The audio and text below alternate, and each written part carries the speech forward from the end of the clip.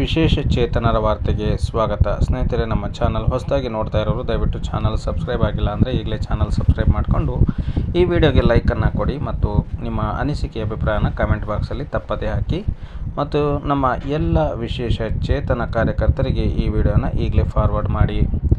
ಬನ್ನಿ, ಇವತ್ತಿನ ಸುದ್ದಿ ರಾಜ್ಯ ನಿರ್ದೇಶಕರ ಕಚೇರಿಯಿಂದ ಬರ್ತಾ ಇದೆ. ಆ ಸುದ್ದಿನ ನಿಮಗೆ ತಿಳಿಸೋಕ್ಕಿಂತ ಮುಂಚೆ ಒಂದು ತಿಂಗಳ ಹಿಂದೆ ನಾನು ಇದೇ ಒಂದು ನಮ್ಮ ಚಾನಲ್ನಲ್ಲಿ ಒಂದು ನಮ್ಮ ವಿಶೇಷ ಚೇತನ ಕಾರ್ಯಕರ್ತರಿಗೆ ಸಂಬಂಧಪಟ್ಟ ಸುದ್ದಿಯನ್ನು ಅಂದರೆ ಈ ಹಾಜರಾತಿ ಬಗ್ಗೆ ನಿಮಗೆ ಮಾಹಿತಿಯನ್ನು ಈಗಾಗಲೇ ನಾನು ಕೊಟ್ಟಿದ್ದೆ.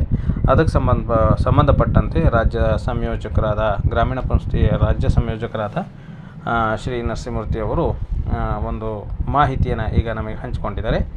ಆ ಸುದ್ದಿ ಏನಪ್ಪ ಅಂದರೆ, ಇಂದಿನಿಂದ ಗ್ರಾಮೀಣ ಪಂಚಾಯತಿ ಯೋಜನೆಯಡಿಯಲ್ಲಿ ಕರ್ತವ್ಯ ನಿರ್ವಹಿಸುತ್ತಿರುವ ಗ್ರಾಮೀಣ ಪಂಚಾಯತಿ ಕಾರ್ಯಕರ್ತರು, ವಿವಿಧೋದ್ದೇಶ ಪಂಚಾಯತಿ ಕಾರ್ಯಕರ್ತರು ಹಾಗೂ ನಗರ ಪಂಚಾಯತಿ ಕಾರ್ಯಕರ್ತರಿಗೆ ಈ ಹಾಜರಾತಿಯಲ್ಲಿ ನೋಂದಣಿ ಮಾಡುವ ವ್ಯವಸ್ಥೆಯನ್ನು ಪಂಚಾಯತ್ ರಾಜ್ ಇಲಾಖೆಯ ಮೂಲಕ ಅಧಿಕೃತವಾಗಿ ಸಾಫ್ಟ್ವೇರ್ ತಂತ್ರಾಂಶವನ್ನು ಸೃಜಿಸುವುದರ ಮೂಲಕ ಎಲ್ಲ ಗ್ರಾಮ ಪಂಚಾಯತಿ ಮತ್ತು ತಾಲೂಕು ಪಂಚಾಯತಿಗಳಿಗೆ ಬಿಡುಗಡೆ ಮಾಡಲಾಗಿದೆ.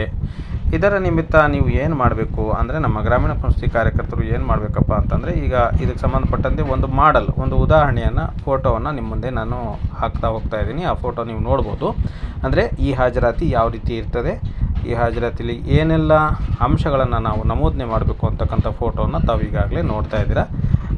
ಅದರ ಪ್ರಕಾರ ನೀವು ಮೊದಲು ಏನು ಮಾಡಬೇಕಂದ್ರೆ, ನಿಮ್ಮ ಗ್ರಾಮ ಪಂಚಾಯತಿ ಅಥವಾ ತಾಲೂಕು ಪಂಚಾಯತಿಗೆ ಹೋಗಿ ಈ ಕೆಳಕಂಡ ಒಂದು ಮಾಹಿತಿಯನ್ನು ನೀವು ನಮೂದು ಮಾಡಬೇಕಾಗ್ತದೆ. ಮೊದಲನೇದಾಗಿ ಕಾರ್ಯಕರ್ತನ ಸ್ಪಷ್ಟವಾದ ಹೆಸರು, ಅಂದರೆ ನಿಮ್ಮ ಆರ್ಡರ್ ಕಾಪಿಯಲ್ಲಿ ಹಾಗೂ ನಿಮ್ಮ ಮಾಸ್ ಕಾರ್ಡ್, ಆಧಾರ್ ಕಾರ್ಡಲ್ಲಿ ಏಕ ರೀತಿಯಾಗಿರ್ತಕ್ಕಂಥ, ಅದರಲ್ಲೂ ಕೂಡ ವಿಶೇಷವಾಗಿ UDID ಕಾರ್ಡಲ್ಲಿರ್ತಕ್ಕಂಥ ಒಂದು ನಿಮ್ಮ ಹೆಸರನ್ನು ನೀವು ಸ್ಪಷ್ಟವಾಗಿ ಅಲ್ಲಿ ನಮೂದಿಸಬೇಕಾಗ್ತದೆ. ಆಮೇಲೆ ನಿಮ್ಮ ತಂದೆ ಹೆಸರು ಗಂಡನ ಹೆಸರು, ಅಂದರೆ ತಂದೆ ಅಥವಾ ಗಂಡ ಮದುವೆ ಆಗಿದ್ದರೆ ಗಂಡನ ಹೆಸರು, ಹಾಗೂ ಹೆಣ್ಣು ಗಂಡು ಅಂದರೆ ಲಿಂಗವನ್ನು ಅಲ್ಲಿ ನಮೂದನೆ ಮಾಡಬೇಕಾಗ್ತದೆ. ಮತ್ತು ಹುದ್ದೆಯ ವಿವರ, ನೀವು ಯಾವ ರೀತಿಯ ಕಾರ್ಯಕರ್ತರು, ವಿಶೇಷ ಚೇತನರ ಯಾವ ರೀತಿ ಅಂದರೆ ಗ್ರಾಮೀಣ ಪಂಚಾಯತಿ ಕಾರ್ಯಕರ್ತರಾಗಿದ್ದರೆ ವಿಲೇಜ್ ರಿಹ್ಯಾಬಿಲೇಷನ್ ವರ್ಕರ್, ಮತ್ತು ವಿವಿಧೋದ್ದೇಶ ಪಂಚಾಯತಿ ಕಾರ್ಯಕರ್ತ ಆಗಿದ್ದರೆ ನೀವು ಮಲ್ಟಿಪರ್ಪಸ್ ರಿಹ್ಯಾಬಿಲೇಷನ್ ವರ್ಕರ್ ಅಂತ ಹೇಳ್ಬಿಟ್ಟು ನೀವು ಅಲ್ಲಿ ಎಂಟ್ರಿ ಮಾಡಬೇಕಾಗ್ತದೆ. ಅದಾದ ನಂತರ ಮೂರನೇ ಒಂದು ಮುಖ್ಯವಾಗಿರ್ತಕ್ಕಂಥ ವಿವರ ಅಂದರೆ ನಿಮ್ಮ ಜನ್ಮ ದಿನಾಂಕ.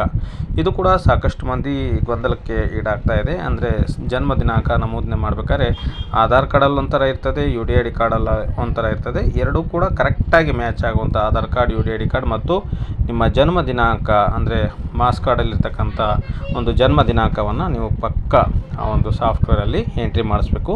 ಆಮೇಲೆ ನೀವು ಇತ್ತೀಚೆಗೆ ಬಳಸ್ತಾ ಇರ್ತಕ್ಕಂಥ ನಿಮ್ಮ ಸ್ವತಃ ಮೊಬೈಲ್ ನಂಬರನ್ನು, ಬೇರೆಯವ್ರ ಮೊಬೈಲ್ ಬೇಡ, ಕೆಲವರು PP ನಂಬರ್ ಕೊಟ್ಬಿಡ್ತಾರೆ, ಅದು ಬೇಡ. ನಿಮ್ಮ ಸ್ವಂತ ಮೊಬೈಲ್ ನಂಬರ್, ನಿಮ್ಮ ಇಲಾಖೆಗೆ ಏನು ನೀವು ಕೊಟ್ಟಿರ್ತೀರ ಆ ಒಂದು ಮೊಬೈಲ್ ನಂಬರನ್ನು ಅದರಲ್ಲಿ ಆ ಸಾಫ್ಟ್ವೇರಲ್ಲಿ ಎಂಟ್ರಿ ಮಾಡಿಸ್ಬೇಕು. ಮತ್ತು ಸಂಪೂರ್ಣವಾಗಿರ್ತಕ್ಕಂಥ ವಿಳಾಸ, ನಿಮ್ಮ ಮನೆಯ ವಿಳಾಸ ನೀವು ಪಕ್ಕ ನಮೂದೆಯನ್ನು ಮಾಡಬೇಕು.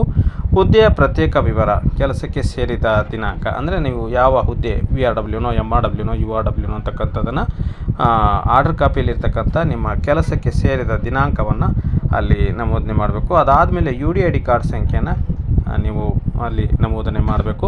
ಅದರ ನಂತರ ನೀವು ಯಾವ ರೀತಿಯ ವಿಶೇಷ ಚೇತನರು, ನಿಮ್ಮ ಅಂಗವಿಕಲತೆಯ ಸ್ವರೂಪವನ್ನು ಕೂಡ ಈ ಹಾಜರಾತಿ ಸಾಫ್ಟ್ವೇರ್ನಲ್ಲಿ ನೀವು ನಮೂದನೆಯನ್ನು ಮಾಡಬೇಕಾಗ್ತದೆ. ರಾಜ್ಯಾದ್ಯಂತ ನಮ್ಮ ಏನು ಗ್ರಾಮೀಣಾಭಿವೃದ್ಧಿ ಮತ್ತು ಪಂಚಾಯತ್ ರಾಜ್ ಇಲಾಖೆ ಒಂದು ಅಧಿಕೃತ ವೆಬ್ಸೈಟ್ನಲ್ಲಿ ಅಂದರೆ HRMS ಅಲ್ಲಿ ಅದು ಎಂಟ್ರಿಯನ್ನು ಮಾಡ್ಕೊಳ್ತಾ ಹೋಗ್ತಾ ಇದ್ದಾರೆ.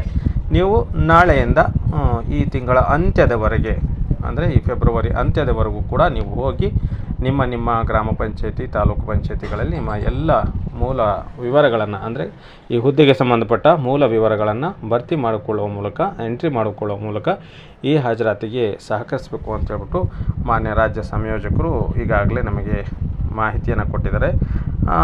ಈ ಒಂದು ಮಾಹಿತಿಯ ಜೊತೆಗೆ ನಾವು ಒಂದು ಮುಖ್ಯವಾಗಿರ್ತಕ್ಕಂಥ ವಿಚಾರವನ್ನು ಇಲ್ಲಿ ನಿಮಗೆ ತಿಳಿಸಬೇಕು.